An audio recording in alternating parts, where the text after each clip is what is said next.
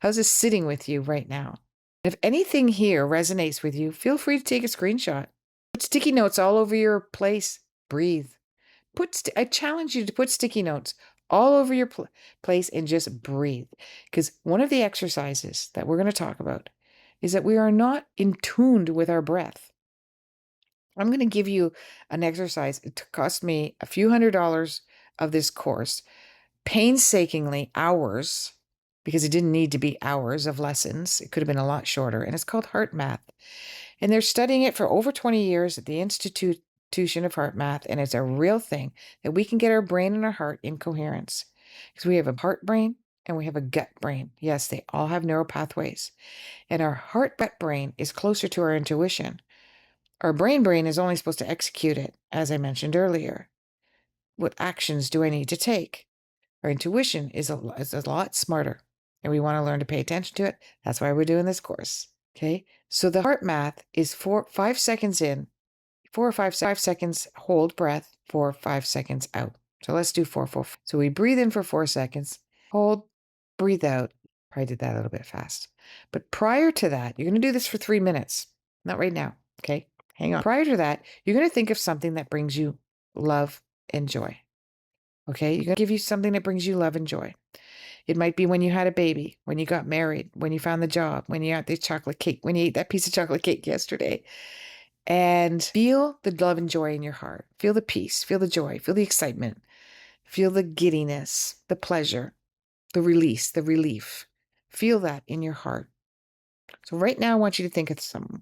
And if you can't think of something, make something up that could happen in the future, like going on a vacation or getting a new job that you love or buying the house that you enjoy. Make it up. Feel that heart-centered feeling. You got it in there? Now make it bigger. Make it bigger and bigger. Imagine pink, white light all around your heart center body. Your gut's excited.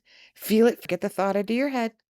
Don't think about the house. Don't think about the chocolate cake. Don't think about the having your first child. Don't think of any of those things now. Get it out of your head. No daydreaming about the best job in the world.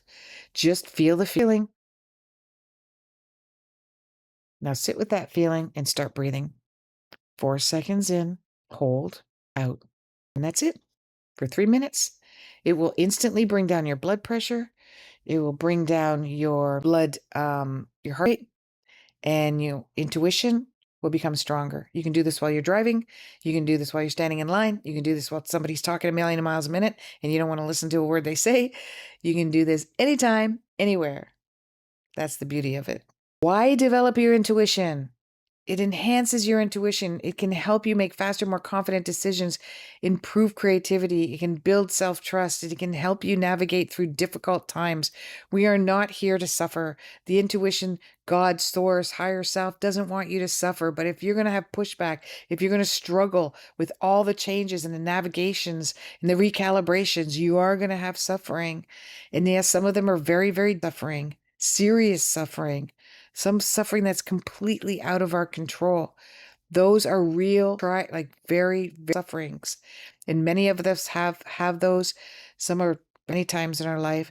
But in between all of those, we don't have to suffer as much as we do because we want to build self-trust. We want to help navigate uncertainty.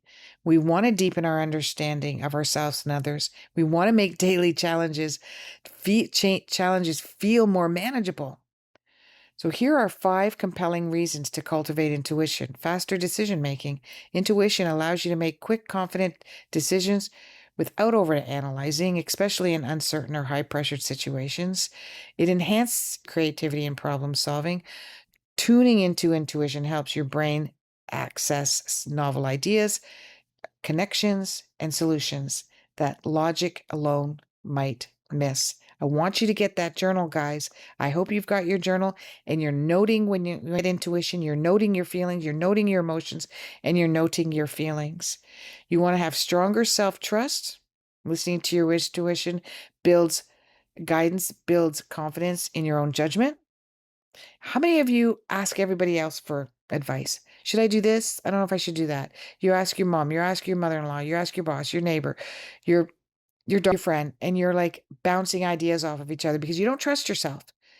Now, sometimes bouncing ideas off of each other is not bad. What if your mother says you should do something that you don't think is a good idea?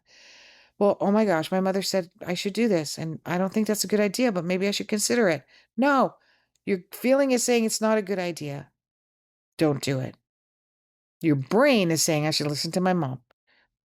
Why should I? I shouldn't have asked her anything in the first place, right?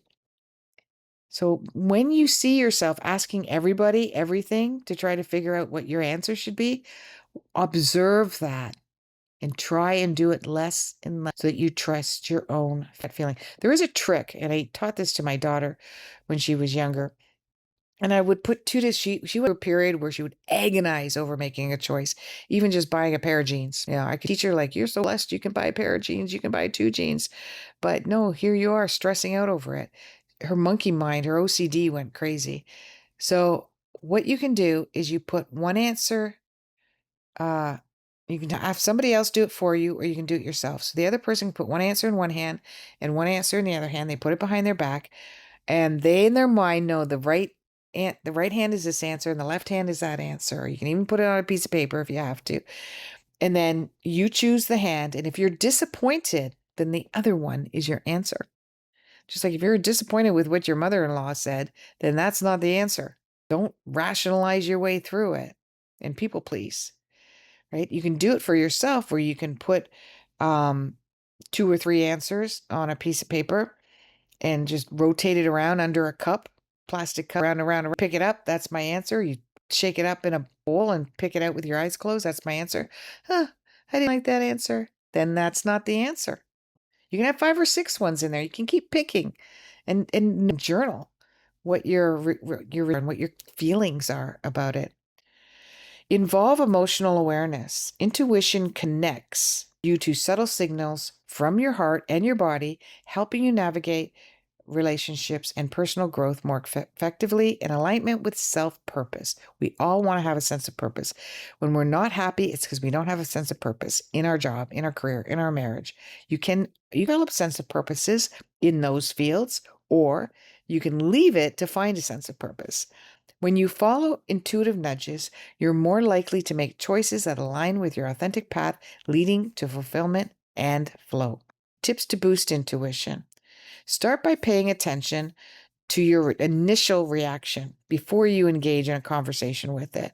When you have a gut feeling, pause and notice it instead of dismissing it.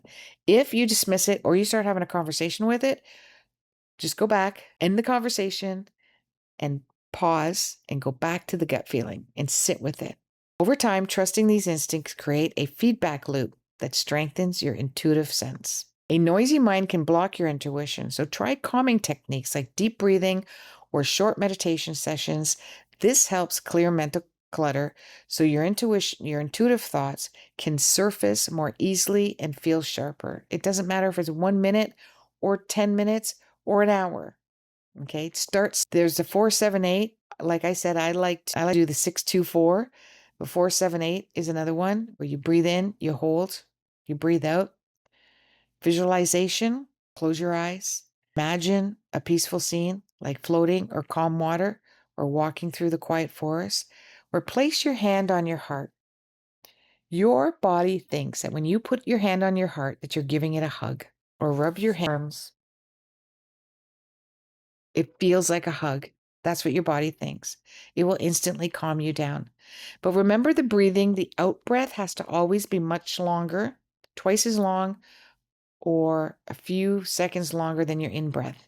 So you're releasing all of the air out of your lungs, if possible, to take in more fresh air. Writing down your thoughts and feelings daily can boost your intuition. Journals keep you track patterns and notice subtle shifts in your thinking. When you review past entries, you might spot moments where your intuition was right and which building confidence in trusting is much more. So I started talking about this when I did the live, and I actually got off track. I didn't remember where I was going with it, but now I do. Years ago, in my late 20s, I went in this comatose state, and I suffered from panic attacks after that. It was due to my thyroid shutting down when I came out of it, and I couldn't take medication or anything. And that's when I got into like crystal stuff like that. I started a journal. I was journaling then, but I started a journal because the progress was so slow. It was a 2 year before my panic attacks went away. There was more than often I would be devastated that I'm not getting any better. I'm not feeling any better. I don't see any progress. I'm so upset, and it would set me back. All I would do is read a journal entry from 6 months ago to a year ago or 3 months ago, or even a few weeks ago, and I would see a significant difference and change when I did that. And that's why journaling is important when we're going through times of suffering, deep suffering, or when we're doing something like this, when we're trying to build our intuition. And you can look back at some of your prompts and go, oh, wow, what's that all about? So, one prompt, gut check. What is my first reaction to a current situation? What is my gut telling me before I analyze it? Heart awareness. What decisions or makes my heart feel open, excited, or calm? What feels heavy or constricted? What messages or thoughts popped in my mind that seemed different from my usual thinking? Could this be intuition? These three focus on heart, body, and mind signals. And these signals are the core source of intuition and guidance. Are you able to do these prompts before you go to sleep? We're also in a lucid state as we're falling asleep. So if you're looking for intuitive answers, falling asleep as you asking these questions as you're falling asleep can get you in touch with your intuition, and you can wake up with an answer. That just happened to me last night, actually. Don't have an answer, just ask the question. You can also do this in your lucid state as you're waking up.